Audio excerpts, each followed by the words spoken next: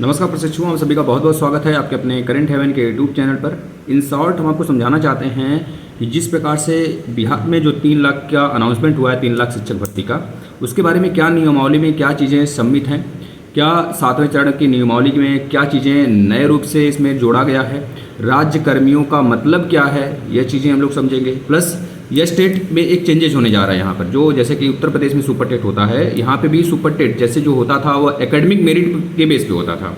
जैसे आप 12th का मार्कशीट दिखा लो और अपना हाई स्कूल का प्लस जो अपने डीएलएड या बीएड किया है प्लस ग्रेजुएशन किया है, उसके आधार पे यहाँ पे सिलेक्शन पहले होता था। लेकिन अब इस बार पेपर भी कराया जाएगा, उस पेपर में कितने मार्क्स लाने अनिवार्य होंगे कैटेगरी वाले बच्चों को, जनरल वाले बच्चों को, ये सारी चीज़ें डिस्कस करेंगे। प्लस एक चीज़ ये बहुत ही इसमें मतलब कि बहुत ही कल ये कि जो सोचा नहीं गया था वो चीज़ें हमको देखने को मिली हैं। बहुत अच्छा पहल कह लीजिए या फिर जो भी हो, इसमें लिमिट कर दिया गया है आपको, यानी कि आप शिक्षक भर्ती के पात्र जो होंगे एक लिमिटेड चांस आपको मिलेंगे। कितने चांस मिलेंगे इसके बारे में देखेंगे। प्लस यह उत्तर प्रदेश में लागू हो सकता है कि नहीं हो सकता है, इसकी बहुत सारी कमियां जो हैं वह दूर कर दी गई हैं। हो सकता है इसी को फॉलो करते हुए उत्तर प्रदेश भी आगे बढ़े।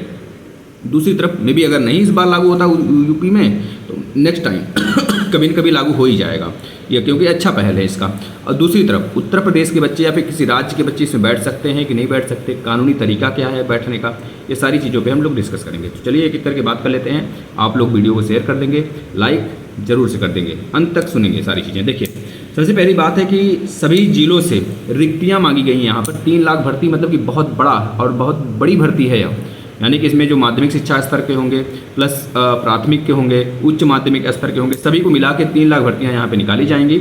और लगभग कह लीजिए 1,80,000 प्राथमिक के लिए होगा, तो बहुत बड़ा अपॉर्चुनिटी है। इसमें अदर राज्य वाले भी शामिल हो सकते हैं। उसके तरीके क्या हैं हम पूरे के पूरे रूप में चर्चा करते हैं। देखिए, पहले तो सभी जिलों से इसमें रिक्तियाँ जुटाए जाने की बात की गई है कि सभी जिलों से रिक्तियाँ, जैसे कि उत्तर प्रदेश में भी आपने सुना था कि सभी जिलों से रिक्तियाँ मांगी गई हैं। उसका एक तरह से आधार बनाया जा रहा है कितने कितने भर्तियाँ हैं, कितना जिला बनारस में मतलब कितने पोस्ट खाली हैं, मतलब कितने पद वैकेंट हैं। तो इस प्रकार से कलेक्शन करने के बाद एक बड़ा पैमाना यहाँ पर बनेगा।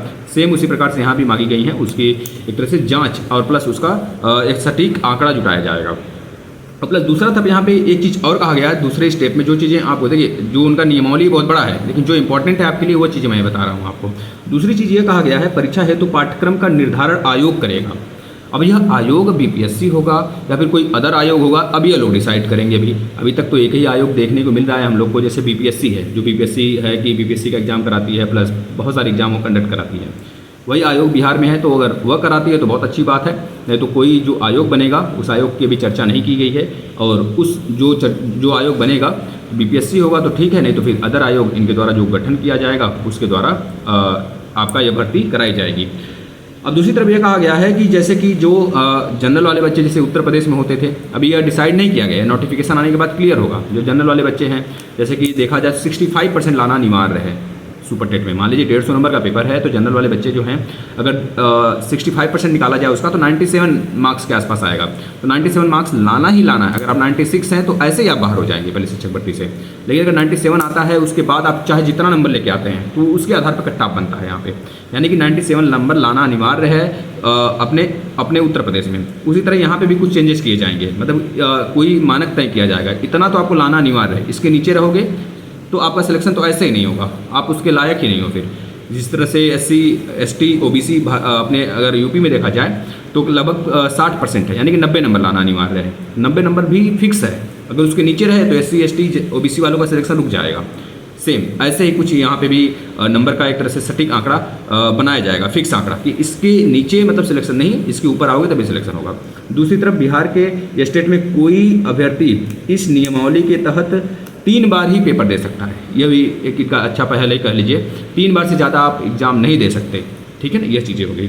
इसके बाद अगला देखिए, यूपी में भी कहीं ना कहीं एक तरह से लिमिटेशन लागू हो ही जाना चाहिए, हो जाएगा आगे आने वाले समय में देखा जाए। अभी तो भर्ती ही नहीं आ रही है, आगे बात कर लें। परीक्षा भी हो जाए। हाँ, दूसरी चीज़ इसमें यह कहा गया है, जैसे कि पहले परीक्षा जो होता था एकेडमिक से, अभी गुणांक जो बनते थे एकेडमिक को ही देख के बना दिया जाता था। आपके हाई स्कूल मार्कशीट हो गए, प्लस ग्रेजुएशन का हो गया, प्लस इंटर का हो गया, प्लस आप BTC BEd का हो गया। वहाँ पे जो BTET होता है, वहाँ पे जो DLED होता है, जिस रूप से देखने को मिलता है हमें, और प्लस BEd, उस आधार पे बनता था मेरिट। उसके बाद सिलेक्शन हो जाता था, ऊपर से देखा जाता था किसका है ज़्यादा मेरिट, उसके आधार पर सिलेक्शन होता था। लेकिन अब इस बार एक वस्तुनिष्ठ यानी कि कह लीजिए रिटेन, जैसे कि जो भी हमारे यहाँ जैसे कि बहुविकल्पी भी पेपर होते हैं तो उसे रिटेन बोला जाता है, रिटेन एग्जाम। रिटेन का मतलब ये नहीं समझ जाना है, क्वेश्चन है उसका आंसर लिखना है। रिटेन का मतलब जो बहुविकल्पी होते हैं यानी कि जो ऑब्जेक्टिव वाले होते हैं उसका मतलब ही रिटेन ही माना जाता है। तो रिटेन एग्जाम यहाँ पे होगा अब इस बार से। अब उसके लिए जो भी आयोग बनेगा वो निर्धारण करेगा किस प्रकार से कितने प्रश्न होंगे, क्या होंगे, वो सारे के सारे पोजीशन हमको सब समझ में आएंगे जब नोटिफिकेशन इसका आ जाएगा, क्लियर हो जाएगा उस समय। और दूसरी तरफ बात करें एज लिमिट, एज लिमिट इनका 1 अगस्त से काउंट होगा। मान लीजिए भर्ती आती है 2023 में, तो 2023 के 1 अगस्त से न्यूनतम जो आपका एज होना चाहिए 18 वर्ष रहना चाहिए।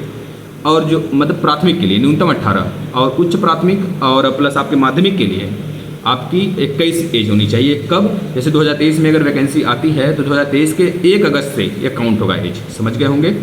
अगला बात करते हैं, इसमें एलिजिबिलिटी है कि आप बीटेट हो चाहे सीटेट हो, दोनों में से कोई अगर क्वालिफाई है तो आप एलिजिबल होंगे। अब जो सबसे महत्वपूर्ण टॉपिक है मेरे भाई कि दूसरे राज्य वाले कैसे इसमें शामिल हो सकते हैं। देखिए इसमें साफ साफ लिखा गया है इसके नियमावली में, अगर आप पढ़ेंगे तो बिहार के नागरिक होना ज़रूरी है। और बिहार के नागरिक मतलब भारत के नागरिक के साथ साथ बिहार के नागरिक होना जरूरी है। अब यहाँ पे आप एक तरह से कह लीजिए कि इसको कोर्ट में चैलेंज कर सकते हो। पिछली बार भी ऐसा देखने को मिला था, उत्तर प्रदेश में बहुत सारे बच्चे जो थे दूसरे स्टेट के, मैक्सिमम बच्चे बिहार के थे जो इसको कोर्ट में चैलेंज किए थे। इस बात से चैलेंज किए थे, उसका आप हलफनामा या फिर हवाला दे सकते हैं कि उत्तर प्रदेश में भी बिहार वाले बच्चे जब शामिल हुए थे तो इस बात का वह एक तरह से चैलेंज किए थे कि भारत में सिर्फ एक ही नागरिकता है, यानी कि अगर भारत के नागरिक हैं तो पूरे राज्य के भी नागरिक हैं। यानी कि अगर कोई दूसरा राज्य आपसे ये मांगता है कि आप बिहार राज्य के नागरिकता दिखाओ तो ये हमारे एक तरह से धब्बा है हमारे संविधान पर, समझ रहे हैं ना। जो हमारे भावी और बहुत महान लोग जो संविधान को गठन किए या सोच कर गठन किए थे कि यानी किसी राज्य के भी या फिर किसी गली गुच्चे के भी आप रहने वाले हैं, आपके पास आधार कार्ड है तो पूरे भारत की नागरिकता, हर एक राज्य की नागरिकता आपके पास है।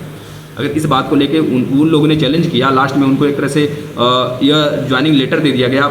आज वो कार्यरत हैं अपने पद पर और वो अपना अच्छे से अपना कार्य कर रहे हैं। और रही बात, इस बात को आप लोग चैलेंज कर सकते हैं, उत्तर प्रदेश वाले, अदर राज्य वाले चैलेंज करना भी चाहिए क्योंकि बहुत बड़ी वैकेंसी है, इतनी बड़ी अपॉर्चुनिटी है, मैक्सिमम बच्चों का सिलेक्शन होगा। सच बता रहे हैं बच्चों, इस बात को लेके आप लोग एक बार सोचेंगे, मैक्सिमम लोगों को बताएंगे, शेयर करेंगे इस चीज़ को। इसका मैं इन शॉर्ट वीडियो भी बनाऊंगा एक, जिससे कि मैक्सिमम लोगों तक पहुंच सके। तो आप लोग को ये समझ में आ जाना चाहिए कैसे शामिल होंगे। जैसे कि अगर देखा जाए अमेरिका में, तो अमेरिका में दोहरी नागरिकता है। अमेरिका का अगर टेक्सास एक तरह से उसका राज्य है, उसमें 50 राज्य हैं अमेरिका में, तो 50 राज्य में से किसी एक राज्य, मान लीजिए टेक्सास के, है ना, आप रहने वाले हैं, टेक्सास के अगर आप रहने वाले हैं तो टेक्सास का आपके पास एक तरह से आधार होना चाहिए, प्लस आपके पूरे अमेरिका का भी एक तरह से आधार कार्ड होना चाहिए। यानी कि दो, जिस राज्य के हैं उस राज्य का आधार कार्ड और उस पूरे देश का भी आधार कार्ड होना चाहिए, समझ रहे हैं ना। यानी कि वहाँ पे विकेंद्रीकरण, मतलब ये कहा लिया जाए कि केंद्र भी अपने आप से स्वतंत्र है, राज्य भी अपने आप में स्वतंत्र है। लेकिन हमारे यहाँ राज्य स्वतंत्र नहीं है, राज्य केंद्र पर डिपेंड है।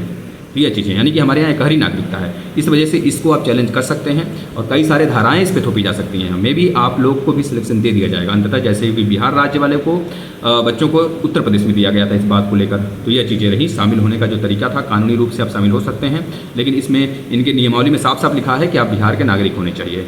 अगर बिहार के नागरिक हैं, आप अपना दिखा रहे हैं, जैसे कि 5 साल वहाँ आप लगभग रहना पड़ेगा, उसके बाद आपको माना जाएगा, मिनिमम 5 साल, उसके बाद बिहार के नागरिकता आप ले सकते हैं इस बात की।